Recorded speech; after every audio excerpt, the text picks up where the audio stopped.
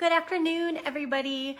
So, trigger warning. I came on live today to talk about, from the perspective of a doctor, about sexual assault.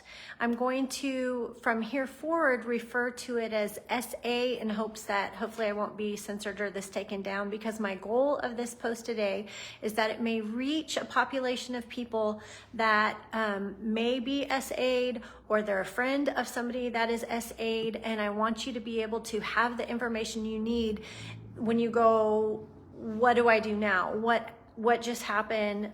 What do I do? And so, hi, I'm Dr. Jenny. I'm a chiropractor in the DFW area in Texas, and I see patients to take care of often their injuries after an SA, because often there's other things that are injured during that process. I'm also what's called a sensitive practice practitioner, which means I've had additional training in order to see patients that have been, that have experienced trafficking or DV or SA. And so I'm coming at it from, there's some common themes, and one of the biggest is, if this happens to me, now what do I do? And so that's kind of the stuff I'm going to be talking about. And so the first thing that I want to say is time is of the essence. So if SA happens to you, then it's going to be really important to have a kit done, and that is evidence gathering. And it's not fun, and it's humiliating, and but when I have attended those activities, the nurses that are specially trained for that are so kind and so nice. And the nurse that I know here locally that does SA kits does about 15 a week. So she, just in our little area. And so what that means is if you get to a practitioner that knows how to handle SA scenarios, we have a phone number that we call, and there are nurses that are on call 24 hours a day specifically to collect evidence. They do a kit after an SA. And so for that kit, they gather the evidence. The nurses, the collection of evidence, all of that, they do not call the police. That is up to the victim, the survivor, if and when the victim and the survivor chooses to call the police. So when I say time is of the essence, we want that evidence, that DNA, that anything else that might have been collected from the SA event needs to happen pretty soon. And so finding a practitioner, getting a hold of one of the SA nurses, really, really important. However, that doesn't mean that you have to report to the police or take any criminal action or any of those things. But that collection of evidence is really, really important. But if you miss that window, still get help. That doesn't mean everything is done and over. But if you're in that situation, I'm not sure what to do, did this happen to me? Then please find a sensitive practice practitioner that kind of knows the next steps for you to take to get you the kit. Part of that process is also they treat STIs, they investigate all those other things that make you really scared after an attack. And that is all taken care of in that appointment with that nurse, that trained nurse. So that's kind of just first steps. And I want to tell most of the people that I've been working with, that I've been trained to work with, or meeting with the nurses that do collection of evidence after SA, is there are common reasons why people choose not to report. And one of the biggest is, well, I chose to use drugs. Is it my fault? Or I was drinking. Is it my fault? Or I'm underage and did one of those things. Am I incriminating myself? And am I going to have consequences with the law because I chose something prior to SA happening? So here's what I want to say about that. I know firsthand in several cases where drinking was involved, underage drinking or illegal drug use, all of that, and no charges, nothing was adding on to what already happened to the survivor. Now in court cases, when they're trying to possibly defend an assailant, they may bring all of those things up. So that is a factor. However, and this is not legal advice or telling you what to do, please see an attorney if you want to do that. I'm just coming at it from the doctor and the questions that come up when we're here. And when a patient is trying to decide, do I report, do I not report? I just want to say, when it comes to drinking, drug use, anything that was happening prior to the assault, when somebody is drinking or using drugs, they are unable to give consent. So whether you drank, whether you use drugs, and that happened, a crime has been committed.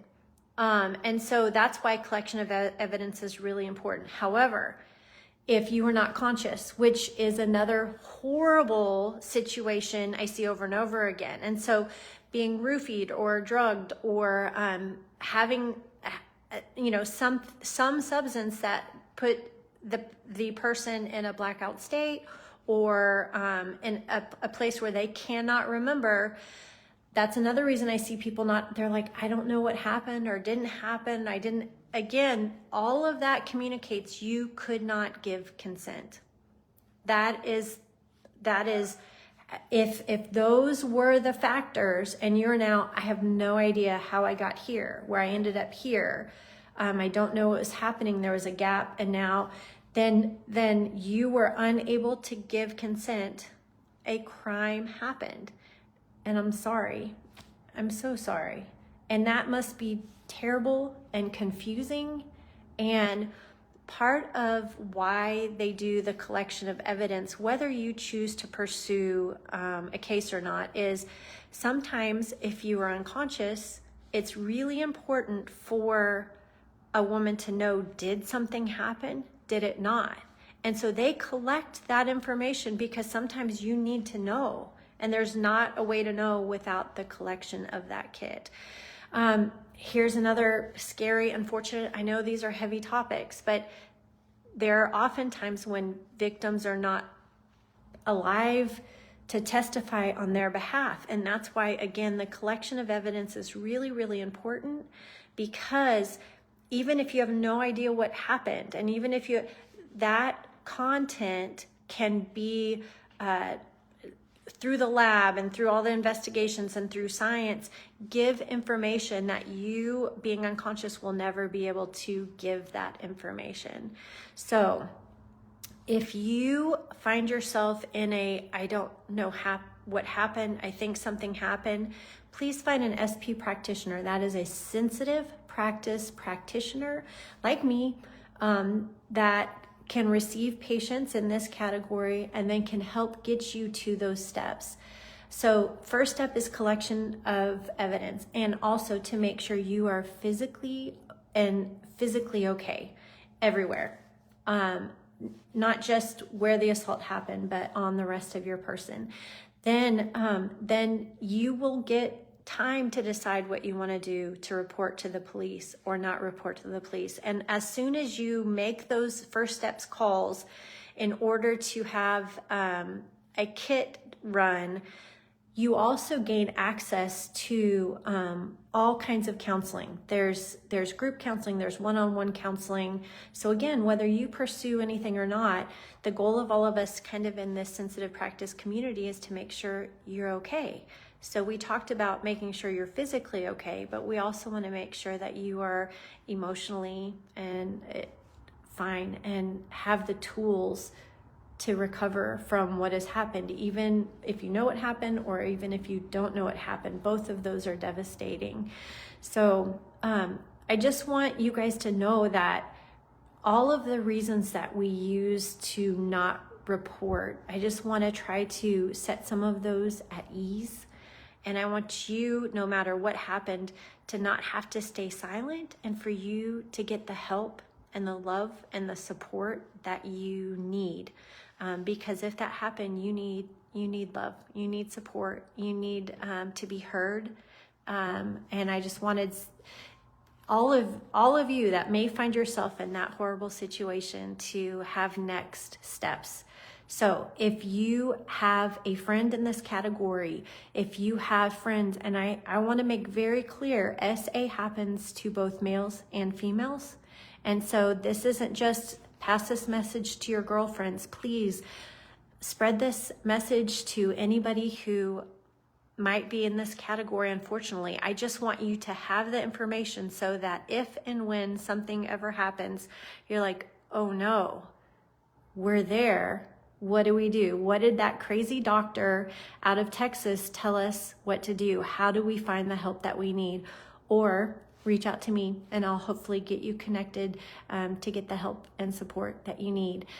Feel free, send me any questions. I know this is a very, very heavy topic, but it's an important one and nobody's talking about it. And I just wanted to come at it from a doctor that heals the wounds, God willing, and hopefully reaches hearts and souls in that process as well. If you need help, reach out to me. I can get you contacted with the network that can give you some support. I love you. I hope you're okay, and we're going to make it through. I love you.